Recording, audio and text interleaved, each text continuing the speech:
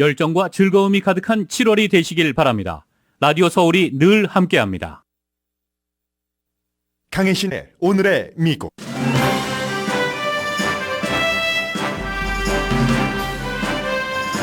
군사분계선에서 월북한 미국 이등병은 지금 어디 있는지 알려지지 않고 있습니다. 그가 군 생활을 한 게 약 2년 6개월이기 때문에 북한이 원하는 대단한 군사 정보를 갖고 있을 리는 없어 보입니다. 그래도 북한으로서는 최긴장 상태에서 중요한 카드를 쥔 셈입니다. 트럼프 전 대통령에 대한 세 번째 기소가 곧 있을 가능성이 아주 높습니다. 이번에는 의사당 폭동 사건 혐의인데 트럼프 전 대통령은 정책 캠페인이 아니라 자기 살기식 캠페인을 할 테고 미국의 선거 캠페인 수준은 크게 떨어질 게 분명합니다. 미국과 유럽, 아시아 3대륙이 폭염에 지글지글 끓고 있습니다. 미국에서는 항공객이 더위를 먹어 비행기 운항이 취소됐고 유럽에서는 중세의 수로를 다시 뚫고 있으며 중국도 사우나탕입니다.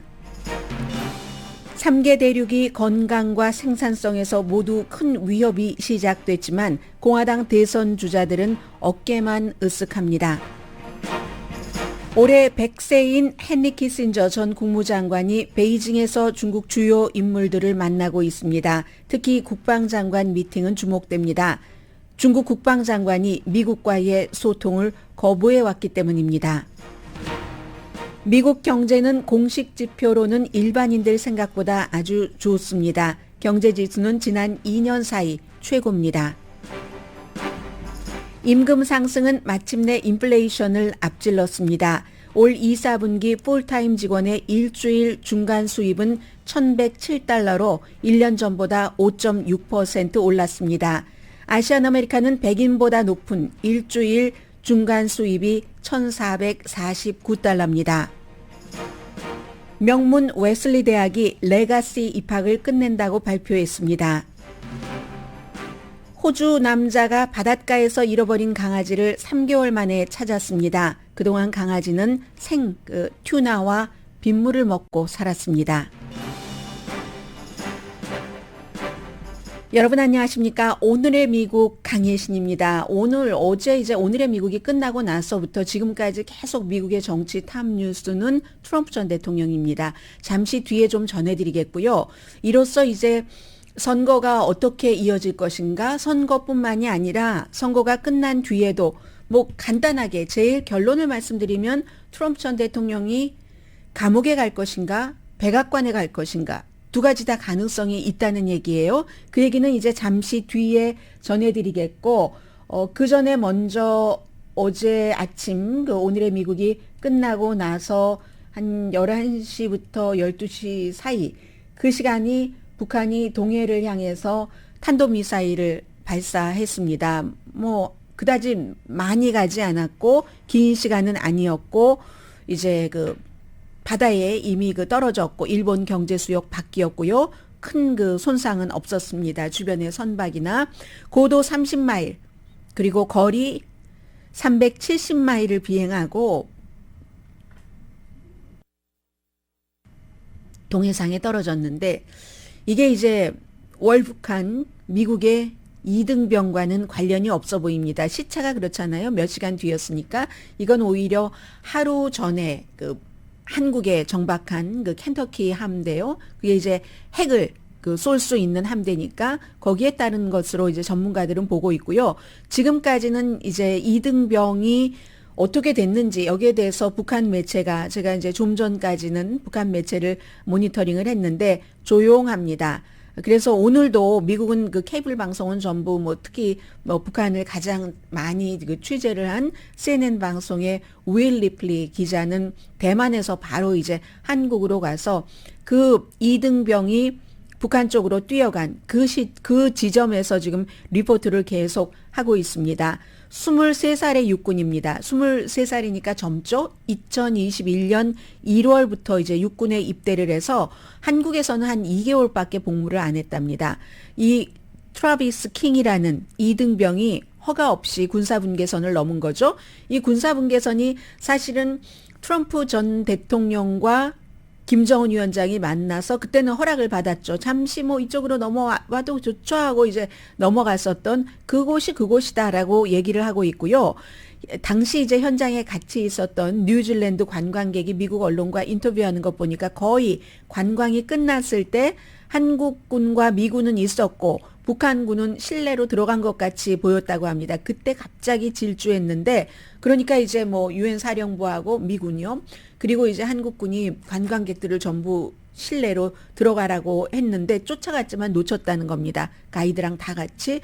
사람들은 너무 놀라서 어떤 사람들은 무슨 일이 일어났는지도 몰랐다라고 얘기를 했고 이 이등병은 한국에서 폭행 혐의로 그 수감 생활을 조금 한 것 같아요. 길지는 않겠죠. 한국에 간 지가 한 2개월밖에 안 된다고 하니까. 그리고 벌금이 500만 원 벌금 2월 달에 미국 돈으로 3,950달러 한국 법원이 판결을 내렸습니다.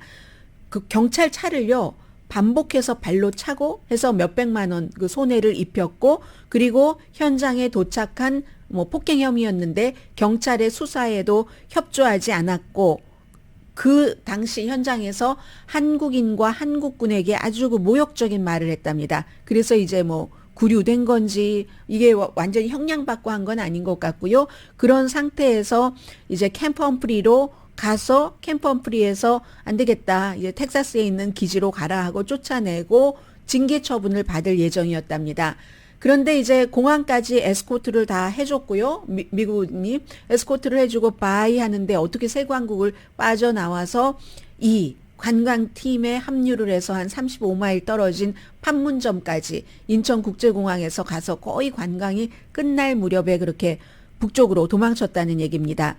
2021년 1월부터 육군 지금 제1기갑사단의 정찰병이랍니다. 그리고 이제 그 한국 감옥에 거의 2개월이 수감이 된 것 같네요. 한국에 그 2개월 있었다는 게 아니라.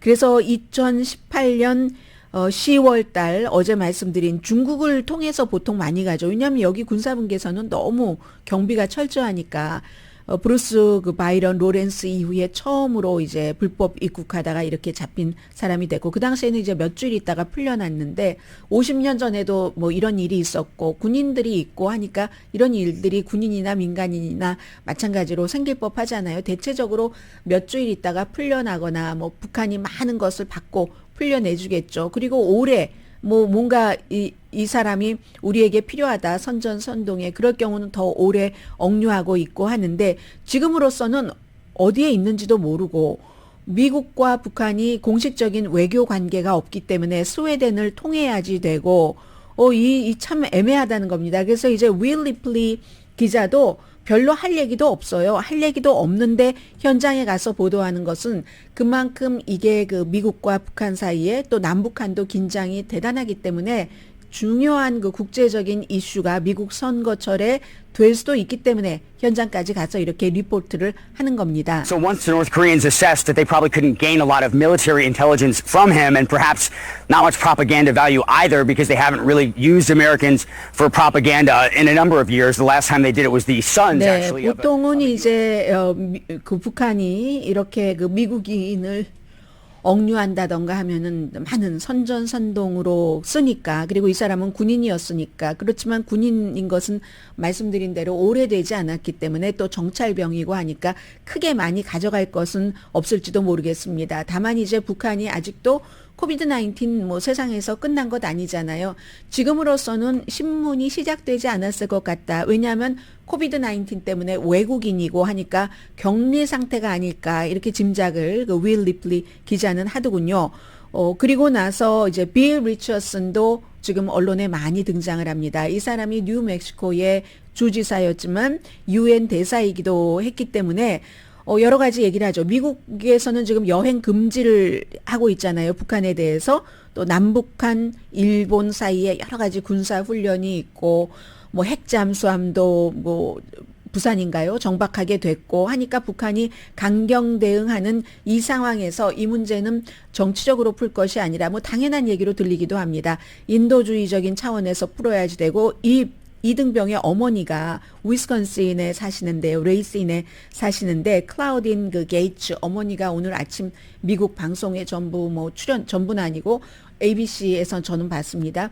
출연을 해서 그냥 우리 아들이 빨리 오기만을 기다린다. 어머니는 그렇지 않겠어요. 23살인데 이 어머니로서도 잘 듣도 보지도 못한 노스코리아 아주 무섭다고 하는데 거기에 아들이 갇혀 있다고 하니까 그냥 그저 무사히 돌아오기만을 바랄 뿐이다. 며칠 전에 통화했다. 이런 얘기를 하니까 이렇게 인도주의적인 차원으로 접근을 해야지 된다고 하고요. 빌 리처슨 그 UN 대사에게 CNN 방송 그 새벽 앵커가 물어봤습니다. 본인이 또 북한과 이런 문제로 일도 해봤고 하기 때문에 무엇을 전화를 건다면 누구에게 제일 먼저 전화를 걸 것인가 했더니 UN 대사에게 전화 건다고 하더군요. Well, it would be Ambassador Pak in New York. He's the ambassadorial rank UN representative.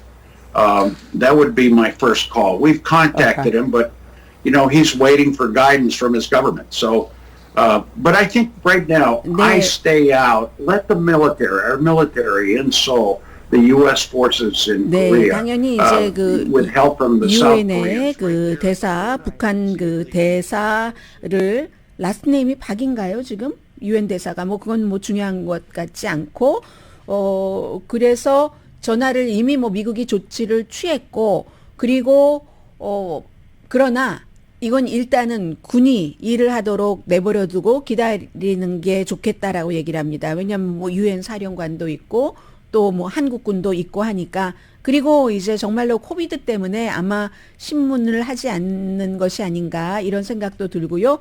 굉장히 그 사람들이 관심을 지금 무척 많이 갖고 있는 이슈이기도 하고 계속 봐야지 되는 이슈이기도 합니다. 그리고는 트럼프 전 대통령인데 정말로 트럼프 전 대통령은 지금 이제 세 번째 기소가 임박한 것으로 사람들이 봅니다. 트럼프 전 대통령이 소셜 미디어에 트윗한 것을 보고 사람들이 알게 됐는데 특별검사가 의사당 폭동 사건에 관해서 당신이 조사 대상이다.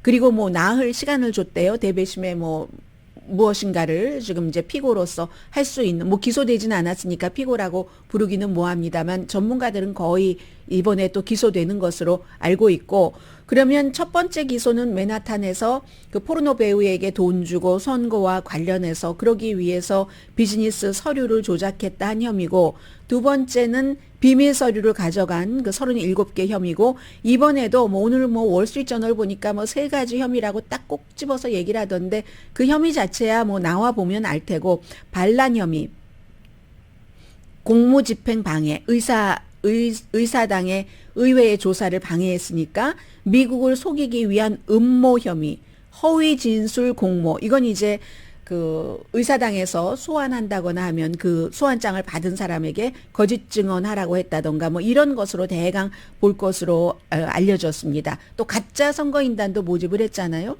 어제 이제 이 같은 트럼프 전 대통령의 나의 소셜 미디어를 통해서 내가 이렇게 기소될 판이다, 체포될 거다, 기소될 거다 이렇게 썼던데 그리고 나서 바로 미시건에서 선거인단, 가짜 선거인단 혐의로 16명이 기소됐습니다.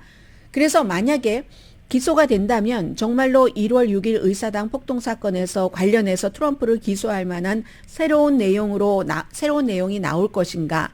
공격 명령을 한 적은 없습니다. 직접적으로 트럼프 전 대통령이 물론 항상 이중적으로 말하죠. 평화적으로 애국적으로 시위하라.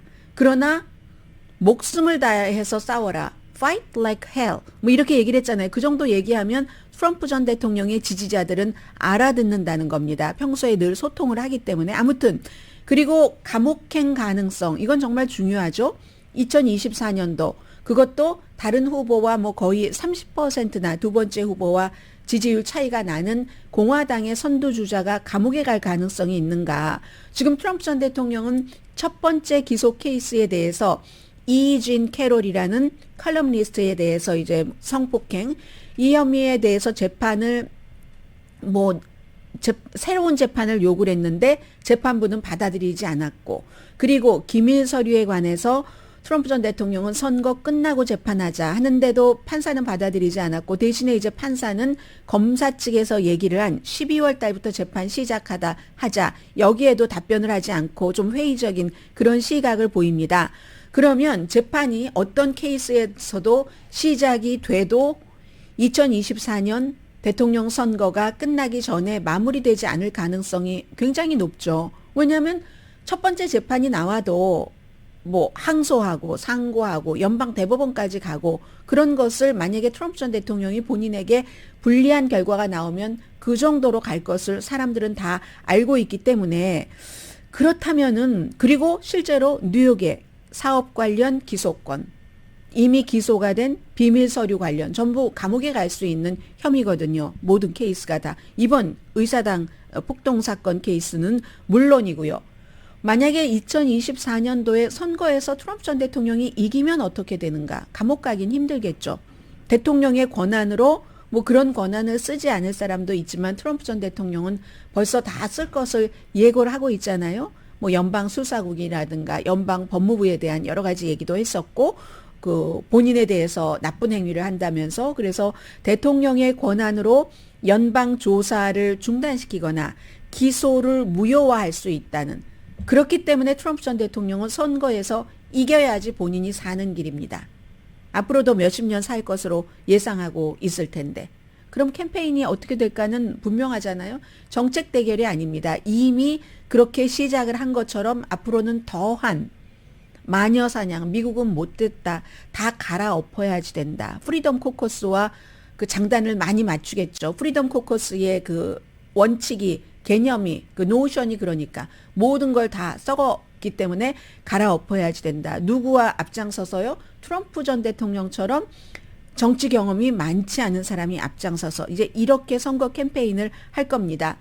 정책, 의제 같은 것은 트럼프 전 대통령은 쓸 수 있는 여유가 없을 겁니다. 여러 개의 재판에서 본인이 다 살아남아야지 되기 때문에 자기 살 길을 찾는 캠페인이 될 테고 미국은 또 이런 일을 겪은 적이 없어서 정치 시스템도 사법 시스템도 징역형을 받아도 대통령을 수행할 수 있을지 여기에 대해서는 지금 그 법 전문가들의 의견이 서로 다른 것 같습니다. 왜냐하면 이런 경우를 생각하고 법을 만들지 않았기 때문에 미국의 파운딩 파더라든가 아니면 모든 법률을 만든 사람들이 어떻게 이런 경우가 있다고 생각을 했었겠습니까? 이렇게 대통령이 된 사람이 포르노 배우에게 돈을 주고 그 돈이 뭐 사업과 연관이 됐고 대통령인 사람이 그 권력을 놓지 않는다고 뭐 의사당에 가서 저렇게 대규모 시위를 하라고 하고 상상을 하지 못했기 때문에 어느 쪽으로 갈지 알 수 없습니다.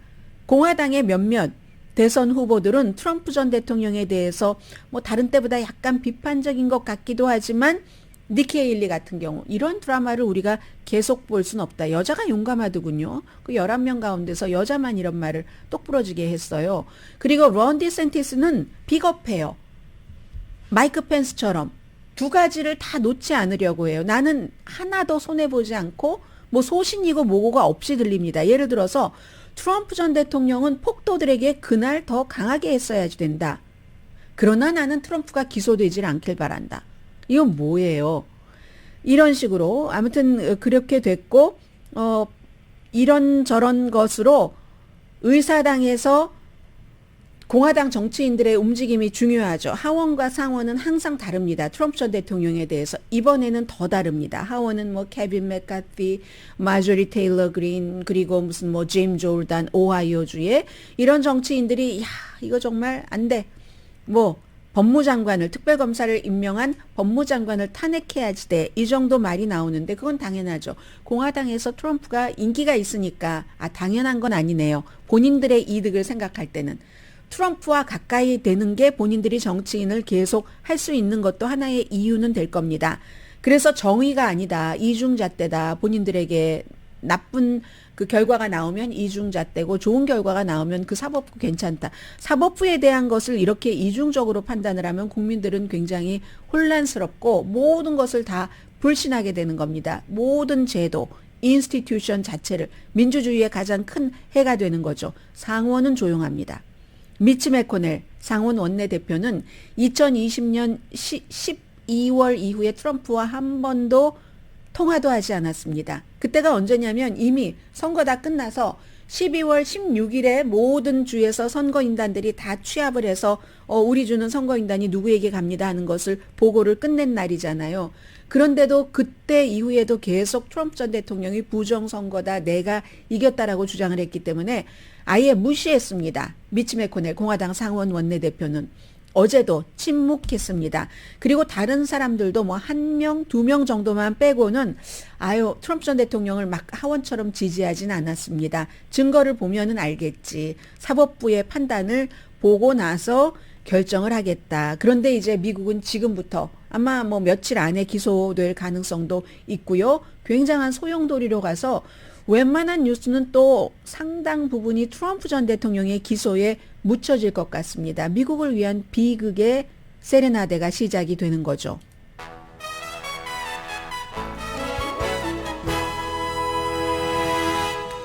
오늘의 미국은 전문가가 추천하는 이민법, 가정법 전문 제인정 종합법률사무소, 총 20억 달러 승소, 교통사고와 상해 전문 브라이언 타필라와 CG 변호사그룹 공동펀입니다. 잠시 뒤에 이제 미국의 사회적인 추세, 그리고 저는 이제 기후 날씨에 대해서 오늘의 미국에서 자주 자세히 전해드리진 않잖아요. 왜냐하면 또 다른 곳에서도 많이 다루고 요즘은 뭐 일상적인 기온은 여러분들께서 휴대폰을 가지고 다니면서 보시니까. 그런데 뉴스를 하는 저로서는 좀 자세히 들여다보면은 재미있는 사항들이 나오거든요. 재미있기도 하고 무섭기도 하고, 그리고 그게 이렇게 연결되는구나 정치인들과는 하는 그런 문제들 전해드립니다.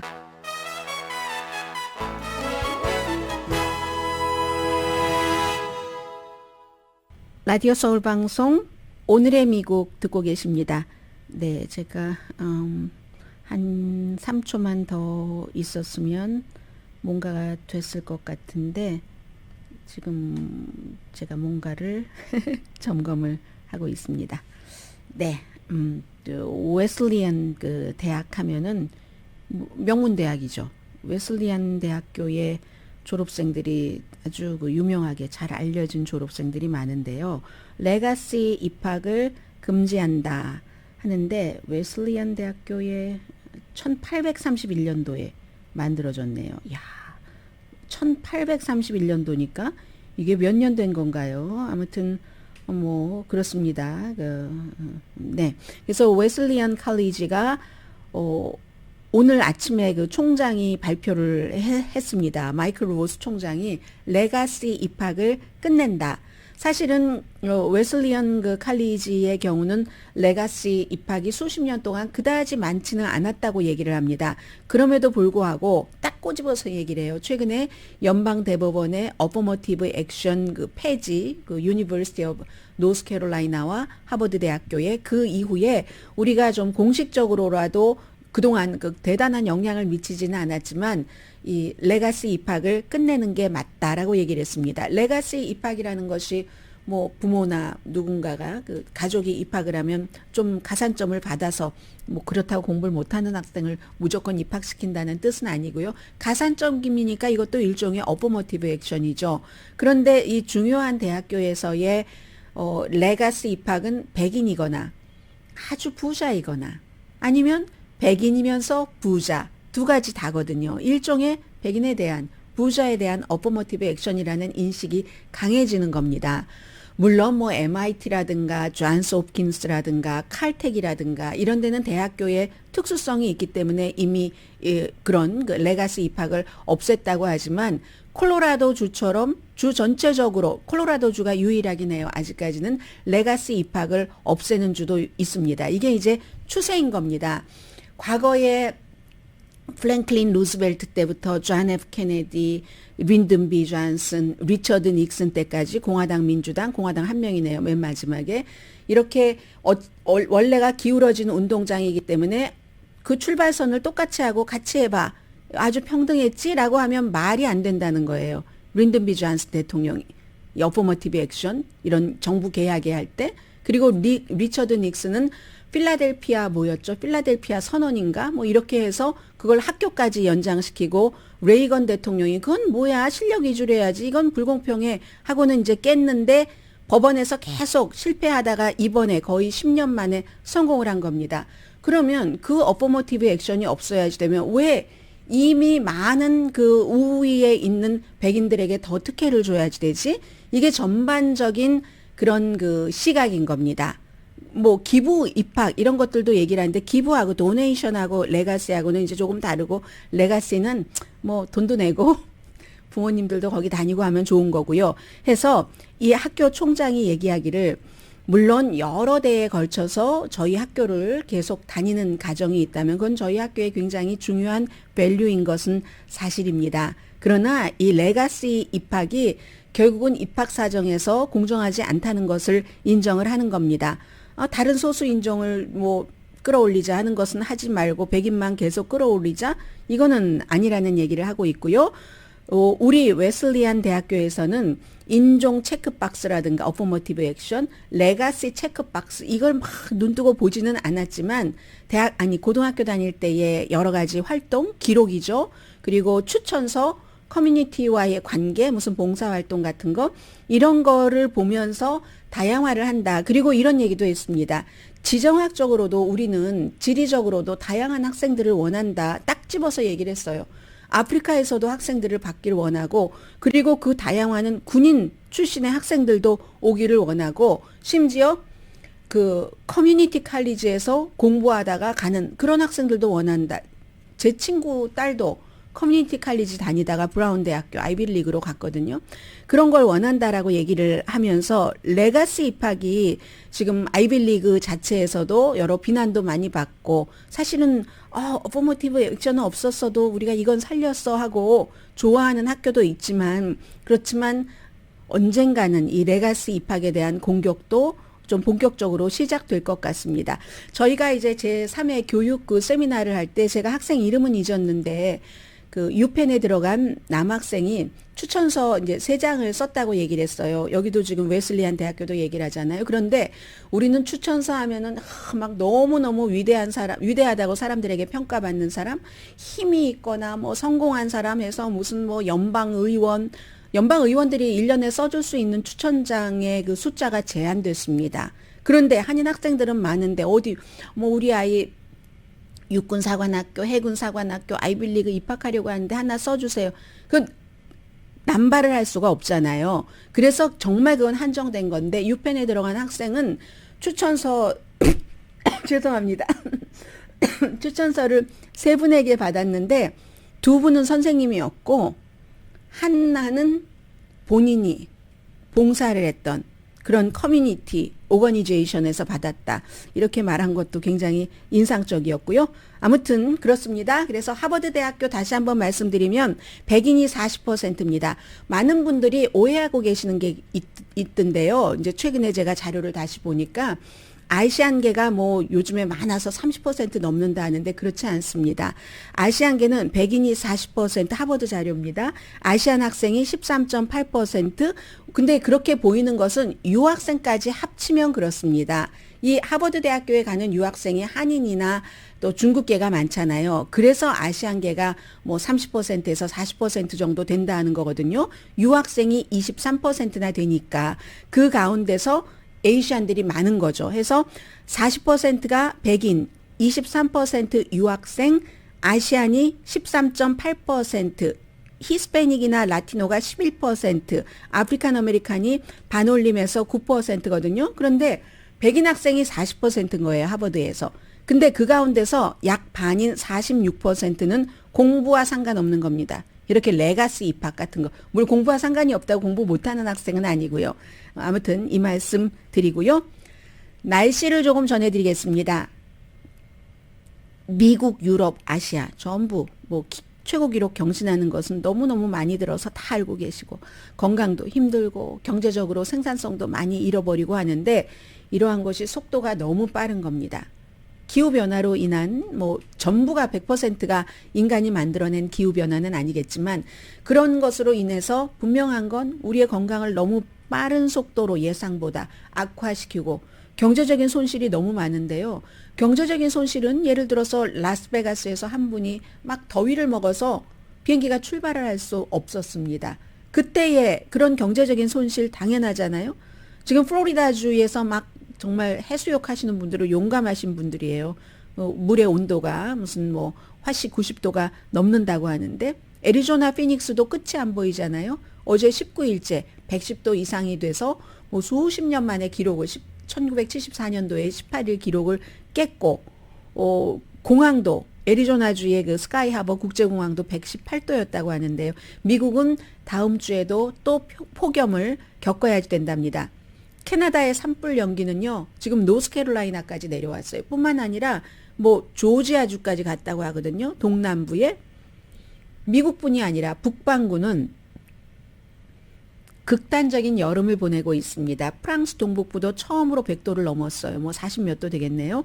그리고 알파인 스키 리조트가요, 해발 6,100피트인데 기온이 85도랍니다. 스키장이요. 29.5도예요. 섭씨로.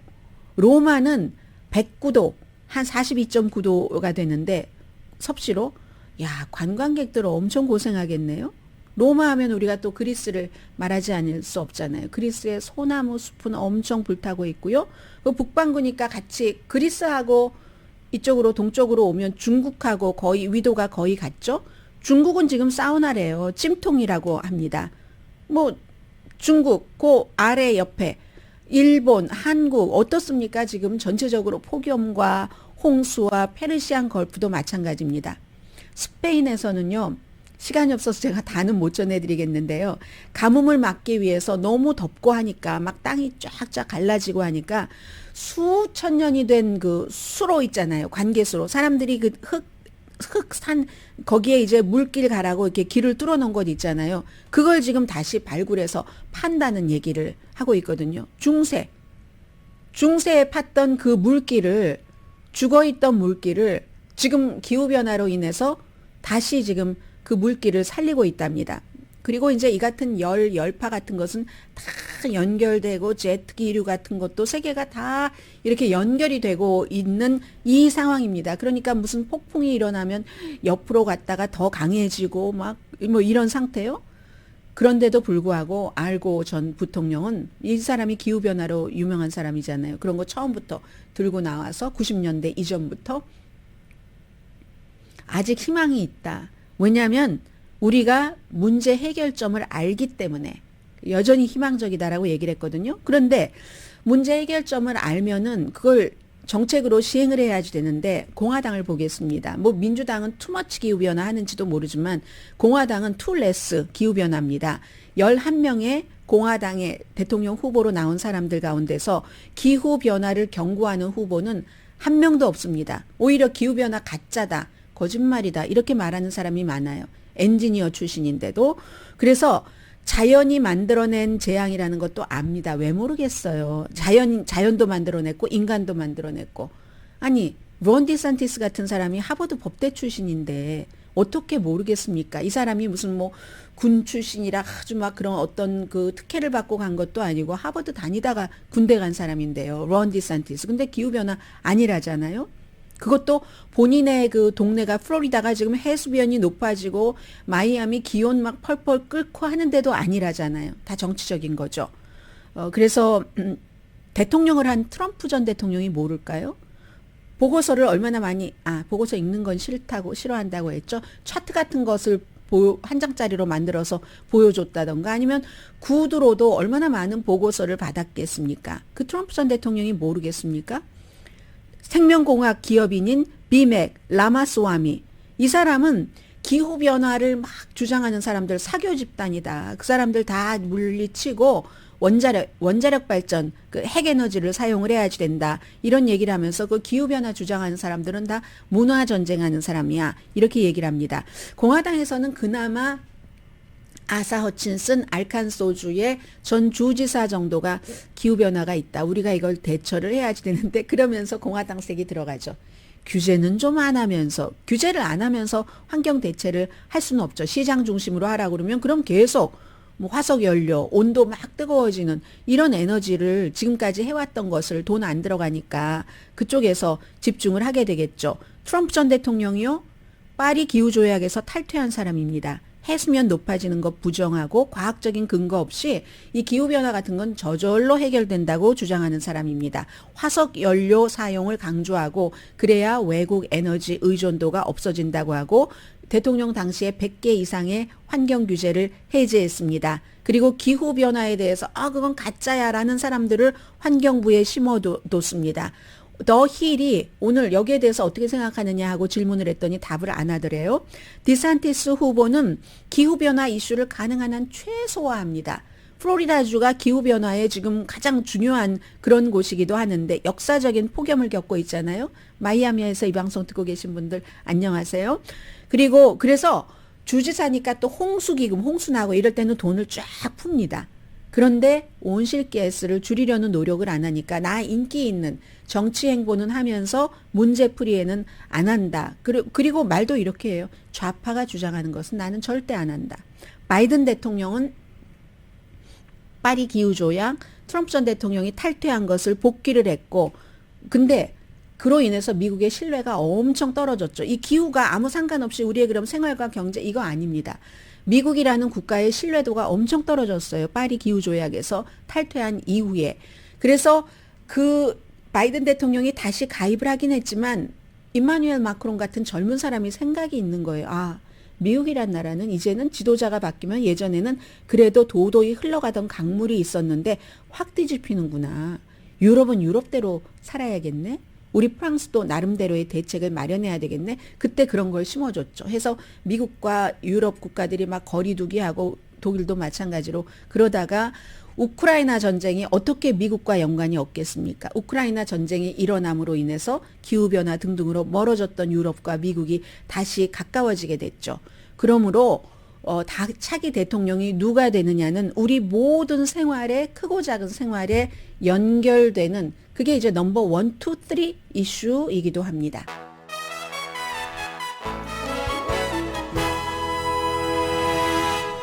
라디오 서울 방송 오늘의 미국 듣고 계십니다. 그 웨슬리안 칼리지 그 광고 나가는 동안에 봤더니요. US 뉴스 앤 월드 리포트의 그런 그 랭킹이 꼭 그게 다다 절대적이다라고 할 수는 없지만 인문대학교 가운데서는 18위군요. 미국에서 굉장히 대학이 많은데 레가시 입학 공식적으로 없앤답니다. 경제에 대해서 좀 말씀드리겠는데요. 지금 City Economic Surprise Index라는 게 있는데 이게 이제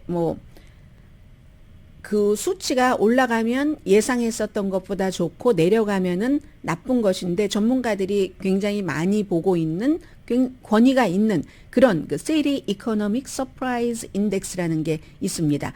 그런데 이게 보니까요. 지난 2년 사이에 최고입니다. 지금 74.8로 최고거든요. 그러면 2022년 1월 달에는 거의 마이너스였어요. 그리고 2022년 7월 달에도 마이너스, 2023년 올해 1월 달에도 그랬는데요.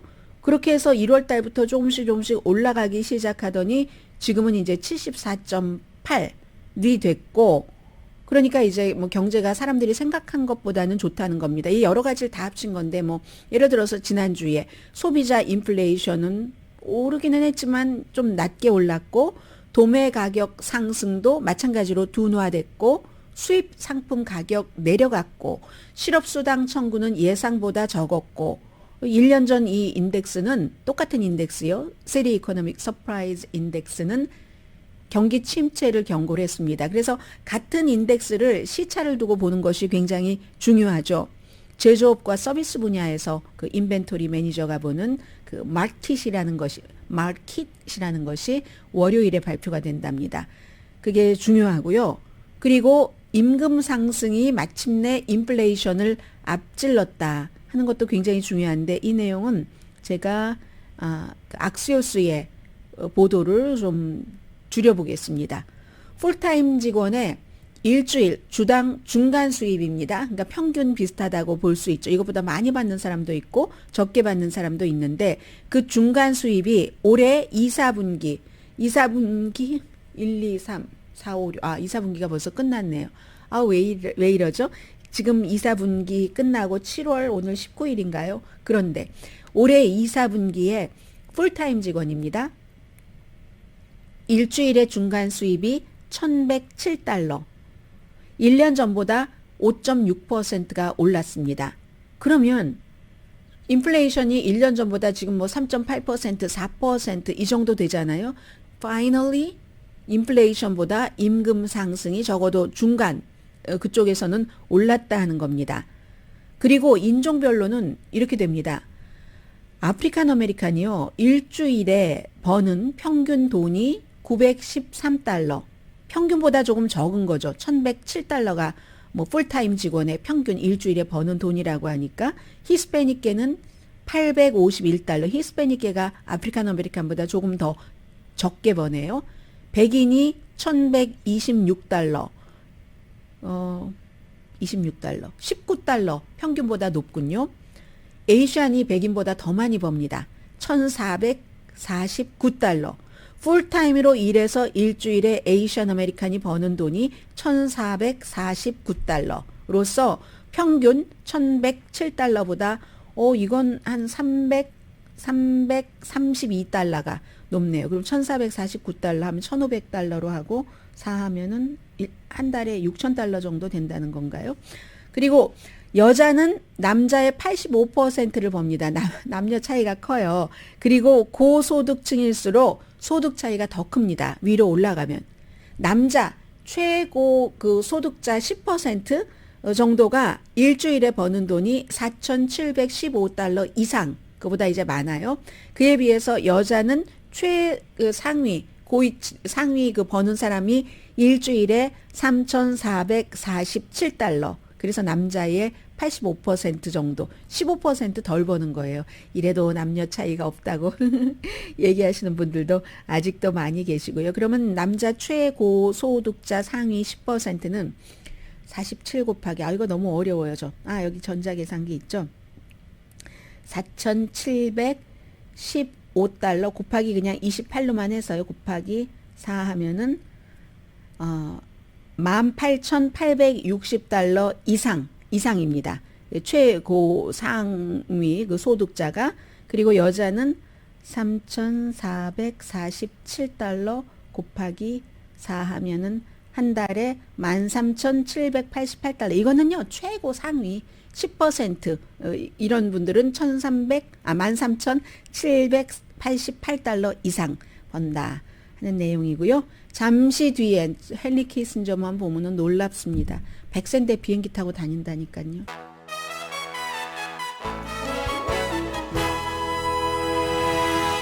라디오 서울 방송 오늘의 미국 듣고 계십니다. 네, 헨리 키신저 전 국무장관이 50년 전에 이제 리처드 닉슨 때 딱 그 미국과 중국과의 관계를 맺었고, 그로 인해서 이제 미국과 대만과의 군사 동맹은 끝났고 나름대로 이제 지원은 하지만요 등등의.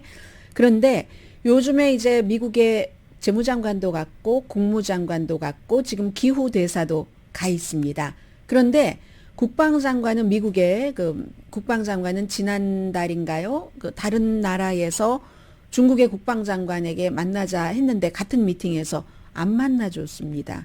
그리고 국무장관이 이번에 가서도 우리가 이 긴장 상태가 있으니까 만일의 사태에 대비해서 군사적인 것은 한 라인을 만들면 어떤가라고 제시를 했을 때 say no. 중국에서 그랬거든요. 그런데 그 국방장관이 링샤오 국방장관이 이 헨리 키신저를 만났습니다. 헨리 키신저는 지금 뭐 행정부에서 어떤 자문 역할을 하는 사람도 아니고 그냥 민간인이거든요. 그만큼 이제 헨리 키신저가 중국에 대해서 좋은 친중국 정책을 써야지 된다고 강조하는 사람이기도 하고 본인의 레가시이기도 하니까요. 그런 사람이기도 하고 또 50년 전에 그런 일을 하고 뭐 중국도 미국도 많이 봤잖아요. 뭐 세계 무역기구에도 가입하고 그런 일이 있으니까 그 중국식의 사고방식으로 그 고마운 것에 대한 이런 것을 하는 것이다라고 사람들은 보고 있거든요. 미국 정부도 많이 알지 못했던 것 같아요. 물론 국무부에 물어보니까 이번에 국무장관이 중국을 방문할 때 조금 있으면 헨리 키신저가 온다고 중국에서 얘기해줘서 알았다고 하고, 그래서 정부 자격이 아니라 이 개인 자격으로 가는 겁니다. 이런 얘기를 했다고 하는데 어쨌든 그곳에 가서도 헨리 키신저는 미국과 중국 사이에 오해를 제거해야지 된다. 그래서 만약에 전쟁이라도 일어나면은 양쪽 국민에게 의미 있는 결과가 없다라고 얘기를 한 것은 득이 될 게 없다라는 말을 헨리 키신저는 미닝풀한 그런 결과가 없다라고 얘기를 했습니다. 왕이 중국 외교부 수석 대표가 어떻게 얘기를 했냐면요. 중국에 대한 미국 정책에는 키신저 스타일의 외교적인 지혜와 닉슨 스타일의 정치적인 용기가 필요하다. 두 사람이 이제 같은 대통령과 국무장관으로서 지혜와 용기가 필요하다. 뭐 이렇게 얘기를 아무튼 했다는 거잖아요. 2019년도에는 그 시진핑 주석도 헨리 키신저가 만났는데 아무튼 100살에 그렇게 비행기를 타고 다니면서 본인의 레가시를 계속 구축을 하는 그런 그 헨리 키신저에 대해서는 그 점에 대해서는 모두가 다 놀라고 있을 겁니다. 오늘의 미국은 전문가가 추천하는 이민법, 가정법 전문 제인정 종합법률사무소 총 20억 달러 승소, 교통사고와 상해 전문 브라이언 타필라와 CG 변호사 그룹 공동폰이었습니다. 10시에 좋은 아침, 좋은 하루 방송됩니다. 러시아는 이제 오데사까지 공격을 했거든요. 이틀째. 이 오데사를 공격한 것은 분명하게 크림반도를 우크라이나가 폭발한 것에 대한 보복이다라고 얘기를 했습니다. 아니 어쩌면 좋죠. 제가 깜빡 잊고 그 내용을 말씀을 못 드렸는데 호주에서 한 남자가 바다에서 3개월 전에 강아지를 잃어버렸는데 그 3개월 만에 강아지를 찾았는데 한마디로 강아지도 나름대로의 생존 비법이 있어서 튜나, 익히지 않은 튜나를 먹고 빗물 먹고 살았더라. 뭐 이런 내용 좀 자세히 전해드렸어야지 되는데 죄송합니다. 오늘의 미국 여기서 마치겠습니다. 강혜신이었습니다. 이제 수요일이에요. 행복한 반주일 남았습니다.